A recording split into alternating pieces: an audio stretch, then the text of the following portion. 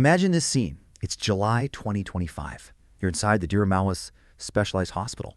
The air, it's thick, not just with that usual hospital smell, antiseptics, but there's something else underneath, almost a metallic tang, fear. The lights are buzzing overhead, really harsh fluorescent lights. Everything feels frantic. You hear hurried footsteps echoing, doctors talking in low, urgent voices, and then the sound of children, crying, whimpering. It's just sheer chaos.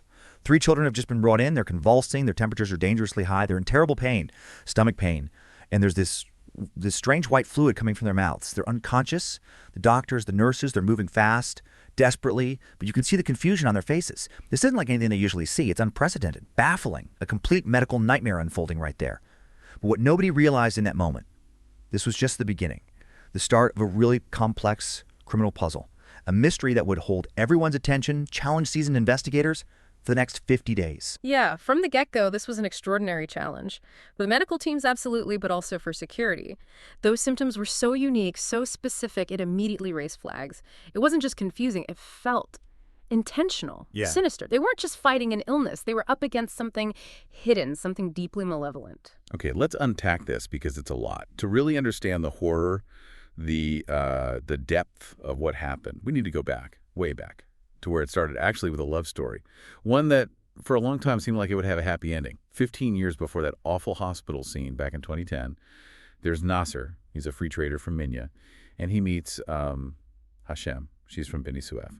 Their work brought them together, and Nasser traveled quite a bit. Right. And Hashem, she was known for being kind, rooted in her community. Exactly. And apparently the connection was immediate. They both wanted the same things, a stable home, family. So they married that same year. Hashem moves to Minya. They start their life together. And for years, things were good. Really stable, deep love, harmonious home. Even their families got along well, which becomes important later. They had 6 children over those years.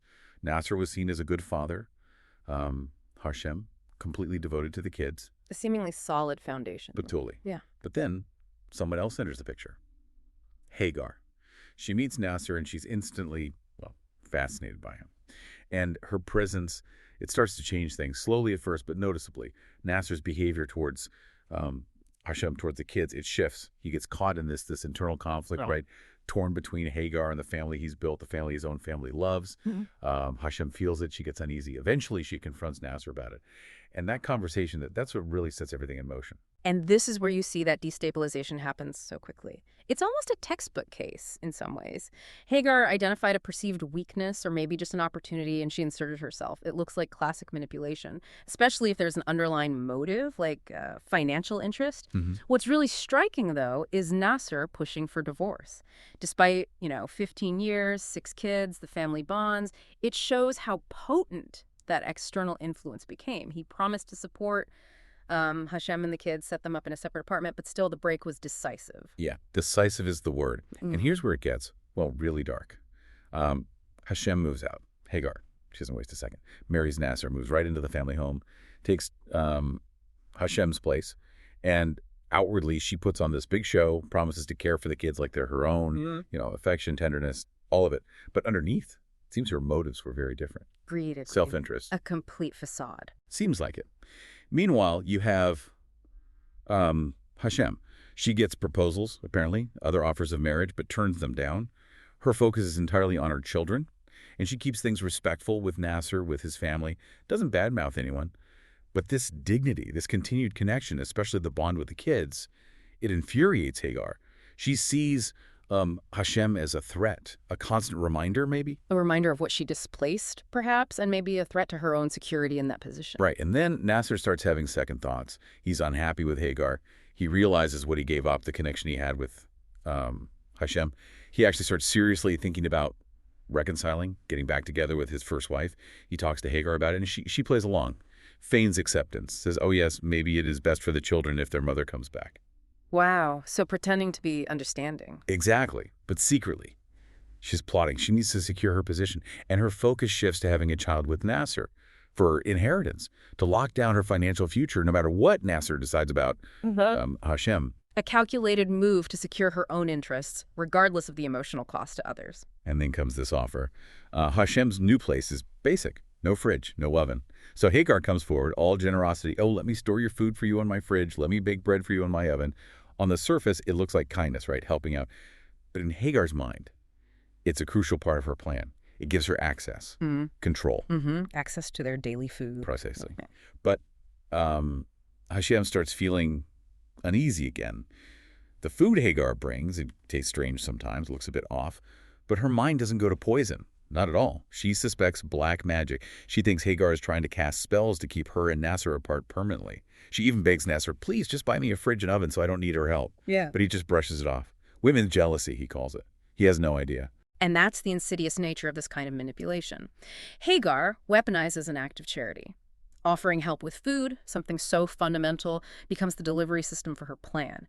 She gains intimate access, control over their sustenance. It's psychological warfare, really, hidden behind this mask of helpfulness, dismissed as just, domestic friction. Chillingly effective. Absolutely chilling. Knowing what she was planning makes that offer grotesque.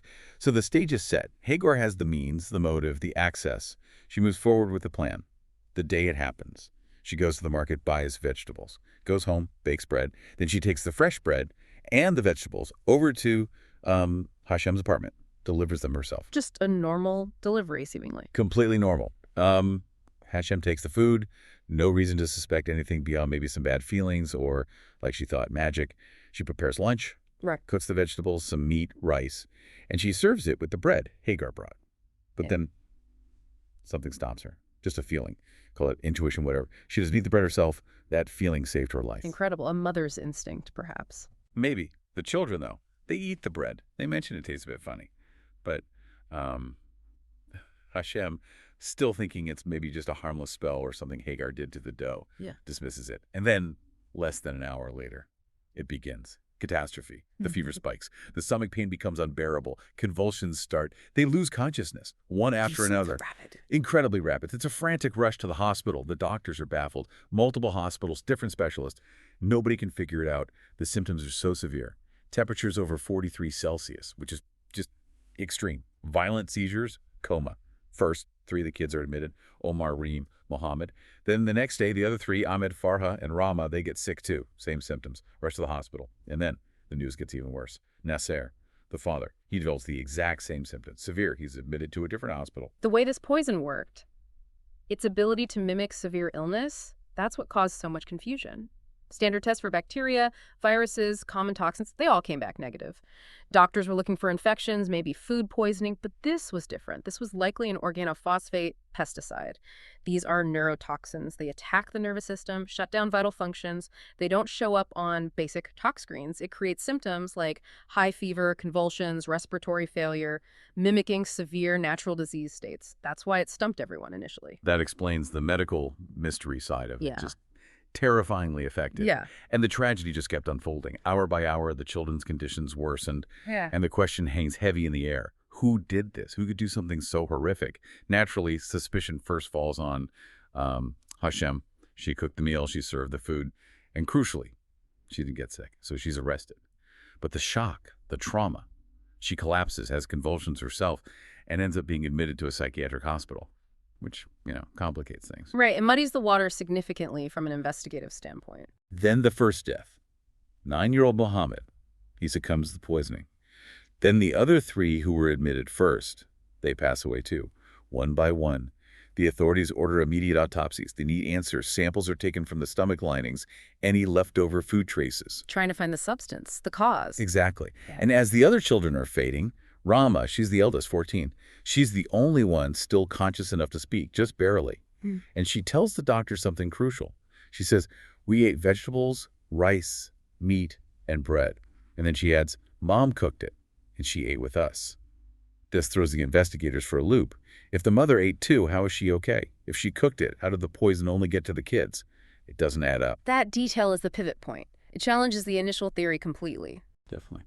Forensic teams swarm Hashem's home, collecting samples from everything, dishes, the sink, any food scraps, looking for that missing piece. But then the remaining 3 children die. All 6 children are gone. The community is gripped by fear. Panic sets in. Rumors fly everywhere. It's an epidemic. It's black magic. No, The mother did do it. It gets so bad the Ministry of Health has to issue a public statement, trying to calm people down, denying there's any infectious disease spreading. And Rama's statement, that seemingly small detail about the bread and the mother eating with them but not getting sick, that changes everything. It redirects the investigation. And then comes the forensic report. The breakthrough. It identifies the killer. A highly specialized agricultural pesticide, an insecticide used for, like, unseen worms in soil.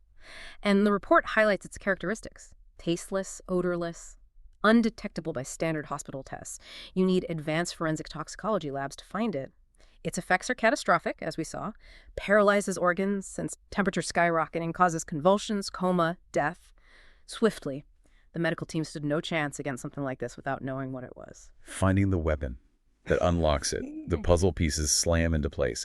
Hashem, she's recovered enough from the shock. She's released from the psychiatric hospital, and she can finally tell her side. She fills in those missing details, and her testimony is just bone-chilling. She remembers Hagar bringing the bread that day, and she remembers Hagar saying something so casually, "Oh, some cough medicine accidentally fell in the dough. Don't worry, it's harmless." Wow.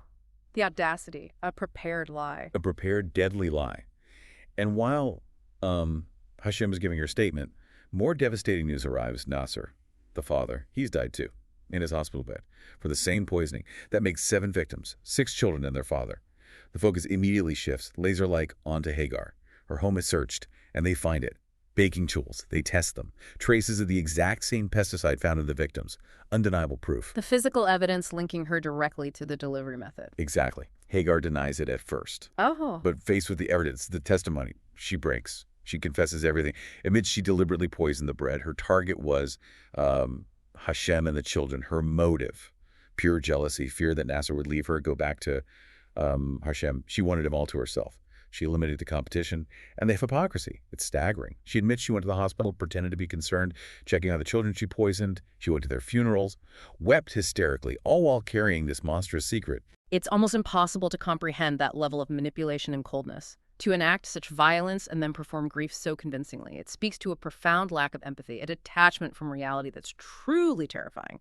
The calculation involved, the planning, the execution, and then the elaborate cover-up through feigned emotion. It's deeply disturbing. It really is. So, 50 days. 50 days of fear, confusion, medical mystery. Finally solved. Not an epidemic, not black magic, just an act of unimaginable cruelty. Born from jealousy, possessiveness, greed. The rumors died down. The truth came out. Hashem released, but facing this impossible grief, losing her entire family. Hagar arrested, awaiting trial. Justice, at least in the legal sense, is pending. Right. But there's one last detail. A final, unsettling coda to this whole tragedy. Yeah. Hagar. She was 9 months pregnant when she was arrested. She gave birth while she was in custody. Apparently, she was later released to strict home confinement to care for the newborn, presumably under supervision. And that just leaves you speechless. It forces you to think about the ripples, doesn't it? Beyond the immediate horror, there's this innocent child born into the shadow of this unspeakable crime. What does the future hold for a child whose life begins under such circumstances? Knowing their mother committed these acts, never knowing their father, their 6 siblings. It's a question that lingers, a heavy, haunting reminder of the enduring legacy of such darkness, a burden that child will carry through no fault of their own.